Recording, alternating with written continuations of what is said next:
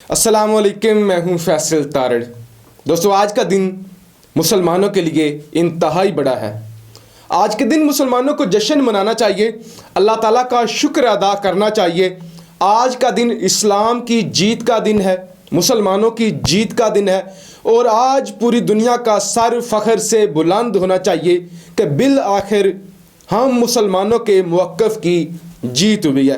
9/11 جو کہ CIA خود مانتی ہے کہ ایک خود ساختہ ڈرامہ تھا، لیکن اس خود ساختہ ڈرامے کا جتنا نقصان مسلمانوں کو ہوا ہے اتنا کسی کو نہیں ہوا۔ چند لوگ مارے گئے تھے 9/11 کے نتیجے میں، لیکن جتنا نقصان ہمارا ہوا، جتنا نقصان پوری دنیا کے مسلمانوں کا ہوا، نہ صرف جانیں گئی بلکہ ہمیں جس قدر متنازع بنایا گیا۔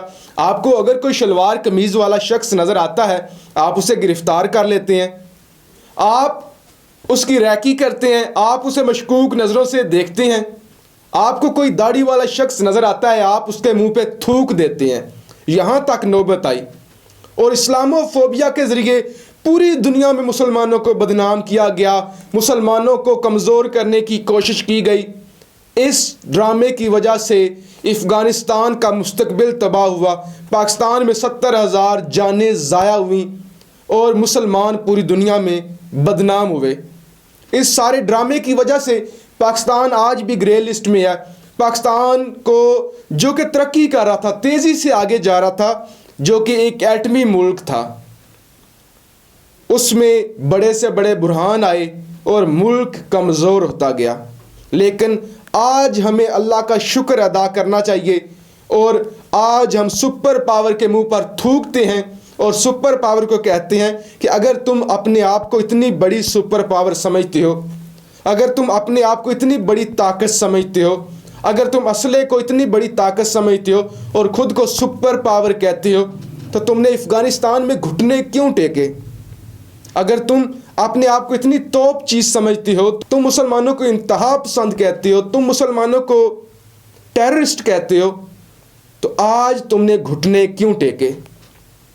آج کہتے ہیں کہ افغان طالبان امن کی حامی ہیں، آج کہتے ہیں کہ افغان طالبان امن کے سفیر ہیں، جنہیں کل جن الفاظ سے آپ یاد کرتے تھے میں دہرانا نہیں چاہتا، آج آپ کہتے ہیں کہ وہ امن کے حامی ہیں۔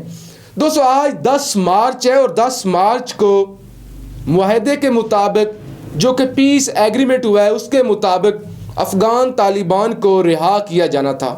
افغانستان کے جو 5,000 سے زائد قیدی ہیں، ان کو رہا کیا جانا تھا۔ صدارتی آرڈیننس آ چکا ہے، صدارتی حکم نامہ بھی جاری کیا جا چکا ہے۔ اب معاہدے کے مطابق امریکہ نے 5,000 طالبان کو رہا کرنے کا فیصلہ کیا ہے۔ اشرف غنی جو کہتا تھا کہ میں اس معاہدے کو نہیں مانتا، میں اس ایگریمنٹ کو نہیں مانتا، میں 5,000 قیدی رہا نہیں کروں گا، آج وہ بھی بھیگی بلی بن چکا ہے۔ آج اس چوہے کو بھی اپنی اوقات معلوم ہو چکی ہے کہ تمہاری اوقات صرف اتنی ہے کہ تم نے جی حضوری کرنی ہے، تمہیں جو حکم ملنا ہے تم نے اس حکم کی تکمیل کرنی ہے۔ لہٰذا کل اشرف غنی نے اعلان کیا تھا کہ ہم قیدی چھوڑنے کے لیے تیار ہیں، اور آج افغانستان سے امریکی فوج نے انخلاء کا سلسلہ شروع کر دیا ہے۔ امریکی فوج تیزی سے افغانستان سے نکلنا شروع ہو گئی ہے۔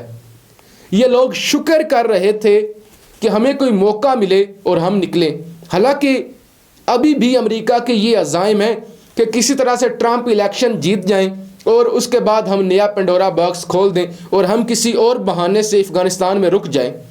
لیکن جو بزدل فوج ہے افغانستان میں، وہ کسی بھی بہانے سے نکلنا چاہتی ہے، لہٰذا جیسے ہی 10 مارچ کا دن آیا ہے، امریکی فوج نے نکلنا شروع کر دیا ہے۔ دوستو، 135 دن کا معاہدہ ہے، 135 دن میں امریکہ نے اپنی فوج نکالنی ہے، جو کہ 13,000 ہے، 13,000 سے 8,000 کرنی ہے، اور اگلے 14 ماہ میں باقی ساری فوج نکال کر لے جانی ہے۔ لہٰذا افغانستان میں امن کا آغاز ہو چکا ہے۔ آج ایک انتہائی مثبت ڈیولپمنٹ ہوئی ہے کہ امریکی فوج نے انخلاء شروع کر دیا ہے۔ لہٰذا جو خطرات منڈلا رہے تھے کہ معاہدہ پورا نہیں ہوگا، اس کا جو پہلا جز تھا اس پر عمل ہونا شروع ہو گیا ہے۔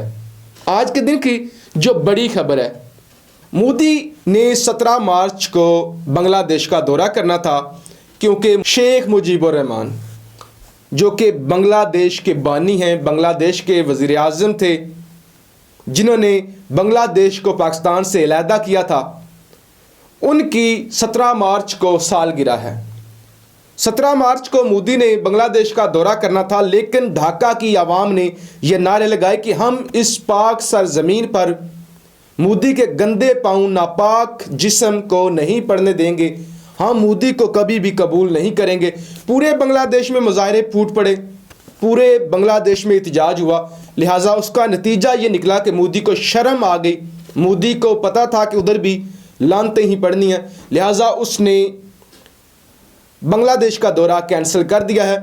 مودی کو منہ کی کھانی پڑی ہے، بنگلہ دیش سے بھی مودی کو منہ کھانی پڑی ہے، جہاں پہ اس نے انویسٹمنٹ کی۔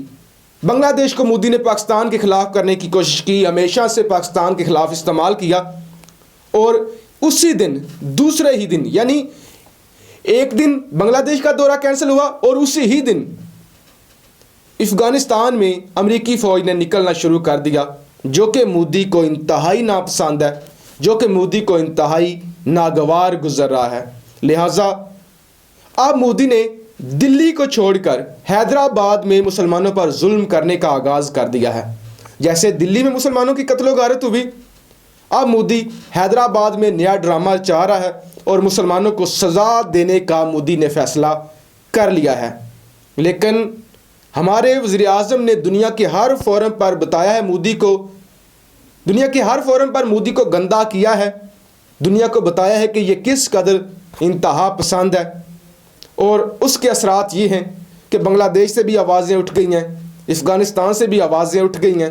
اب مودی کے آخری دن شروع ہو چکے ہیں، لہٰذا اب اسلام کی سربلندی کا وقت ہے۔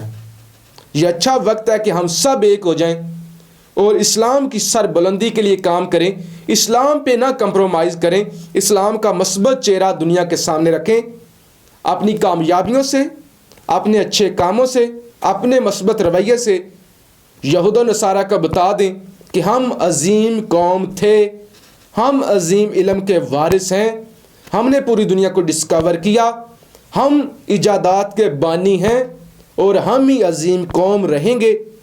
آج کے دن یہ یاد کریں کہ ہم نے ایک عظیم قوم بننا ہے۔ جس طرح سے طالبان نے سپر پاور کا مقابلہ کیا ہے، اسی طرح سے ہم نے سپر پاور کا مقابلہ کرنا ہے اور اپنے ملک کو ایک عظیم ملک بنانا ہے۔ لیکن دوستو، اس کے لیے ضروری ہے کہ ہم اشرف غنی اور عبداللہ جیسے جو غدار ہیں، ان جیسے جو کریکٹر ہیں، ان کا خاتمہ کریں، ان کا بائیکاٹ کریں۔ کسی بھی ملک میں اگر الیکشن ہوتا ہے تو 2 صدر نہیں بنتے، ایک صدر بنتا ہے۔ ایک پارٹی ہار جاتی ہے، کم ووٹ لیتی ہے، ایک پارٹی زیادہ ووٹ لیتی ہے۔ لیکن کیا تماشا بن گیا ہے کہ 2 صدروں نے اپنے اپنے عہدے کا حلف اٹھا لیا ہے۔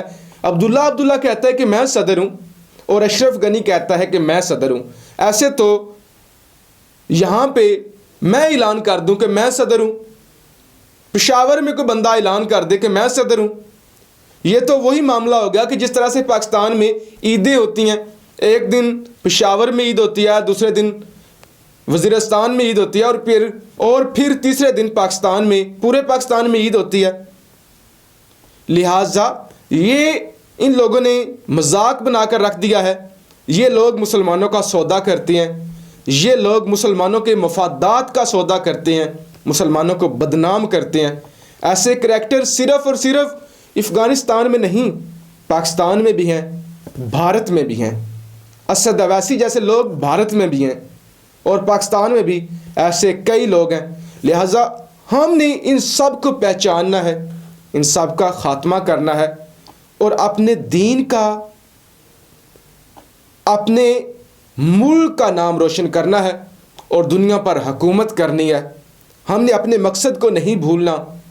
آج جیسے ہم نے پوری دنیا کو بتایا کہ ہم پرامن تھے، ہم بہادر تھے، ہم بے قصور تھے، ایسے ہی ہم نے آگے دنیا کو بھی بتانا ہے کہ ہم انتہا پسند نہیں ہیں، ہم ایک پرامن قوم ہیں، ہم ترقی پسند قوم ہیں۔ پاکستان زندہ باد۔